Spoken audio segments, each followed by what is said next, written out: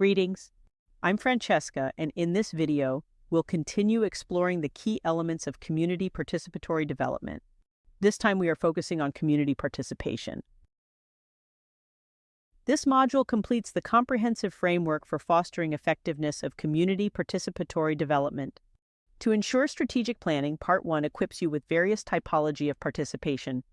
Part 2 and 3 guide you through indicators of participation, allowing you to measure the effectiveness of your participation efforts, and then some benefits and obstacles to communities' participation. Previously, we discussed key principles of community. Now we examine how participation varies in intensity and quality. This part will highlight different types of participation, ranging from minimal power, manipulative passive, to significant influence and ownership, self-mobilization. Limited participation, manipulative participation. People are informed but have no real influence. It's a pretense of participation without community involvement in decision-making.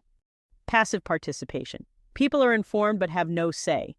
It's a one-way flow with no feedback or input. Informative participation. Participation in information giving. People share information but do not make decisions.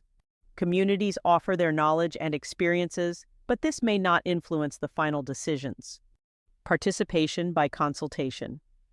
Communities have a voice, but choices are made by external authorities. Incentive-based participation.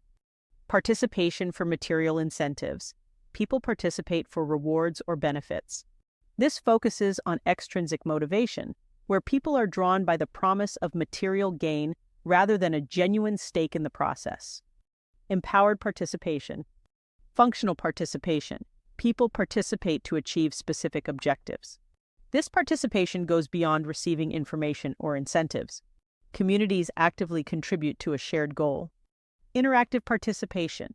People join in decision-making with stakeholders. This is a collaborative approach where power is shared and communities influence decisions. Self-mobilization. This is the highest level of participation.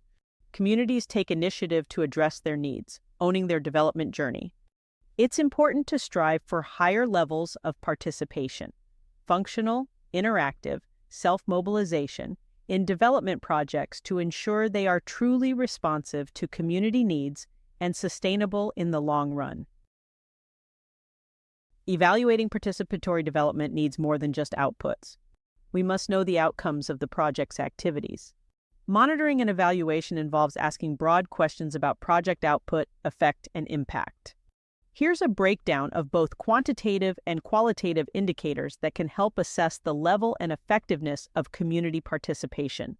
Quantitative indicators, numbers, and measurable data. Participation rates. Numbers of project-level meetings held. Percentages of different groups attending meetings. For example, women, youth, marginalized communities. Numbers of direct project beneficiaries reached.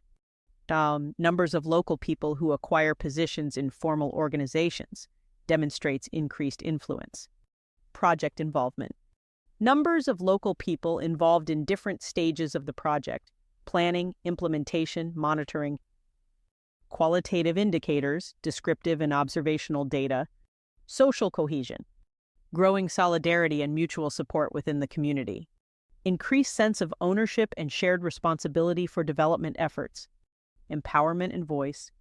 Increased concern among community members to be involved in decision-making at different stages. Greater confidence to express opinions and advocate for needs. People beginning to have a say in and influence local politics and policy formulation demonstrates long-term impact. Project dynamics. Increasing ability of project groups to propose and undertake actions independently. Enhanced collaboration and problem-solving skills within the community. Network building.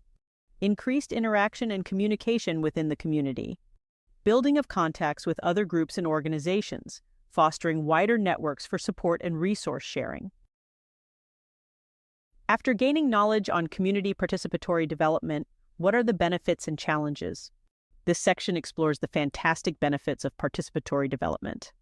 By addressing these challenges collaboratively, we can create an inclusive and empowering environment for community participation. Here's how they contribute to a more impactful and equitable research process. Building strong foundations. Facilitate partnerships. Researchers and communities work together from the start, creating trust and a shared vision for meaningful research. Recognize community as analysis unit. Research focuses on understanding issues within the community context for a richer perspective. Build on community strengths. Leveraging existing assets empowers communities to address challenges. Promoting shared learning and growth. Promote joint learning and skill sharing. Everyone benefits from knowledge exchange, leading to collaboration and empowerment. Engage in a long-term process. Longer engagement fosters deeper understanding and trust between researchers and communities. Addressing root causes and taking action. Address local problems together. Researchers and communities can find and solve root causes effectively. Share findings with all partners and involve them in actions. Use research to inform and create positive change. Adaptability and sustainability. Involve systems development through a cyclical and iterative process. The research process is flexible and adaptable, allowing for continuous learning and refinement of strategies for long-term impact. Community participation is key to successful development. However, making this a reality can be challenging. Here are some key obstacles. Power dynamics and inequality. Elite capture. Powerful individuals or groups can dominate decision-making, sidelining others. Social exclusion. Discrimination based on gender, ethnicity, or class can prevent some groups from participating. Knowledge and capacity gaps. Limited literacy and education. Understanding information or communicating ideas can be challenging for some community members. Lack of training and skills. Communities may need training to participate meaningfully. Resource constraints. Time constraints. Busy schedules and livelihood needs limit people's availability. Financial constraints, travel costs, childcare needs, or lost wages can be significant barriers. Institutional challenges. Rigid bureaucracy hinders community influence. Lack of transparency and accountability discourages participation. Attitudinal barriers. Fear of retribution. Communities may avoid expressing dissent due to fear of repercussions. Lack of trust. Broken promises can lead to distrust in development initiatives. Apathy and disillusionment.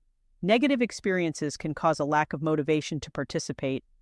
Addressing these obstacles requires a multi-pronged approach. Promote inclusive strategies. Utilize creative methods for participation to ensure everyone has a voice. Capacity building. Provide training and resources to empower communities to participate effectively. Transparency and accountability. Foster open communication and hold institutions accountable to community needs. Building trust. Demonstrate a genuine commitment to participatory approaches through consistent engagement and action. By addressing challenges together, we can create an inclusive and empowering environment for community participation in development. This is the end of Module 1. We hope you now have a better understanding of community participatory development. Continue learning with the next modules. Thank you for joining me. Until next time, keep learning, keep growing, and keep pushing the boundaries of what's possible in community engagement. Visit the PromEnhance website at www.promenhance.eu to learn more great stories of community engagement.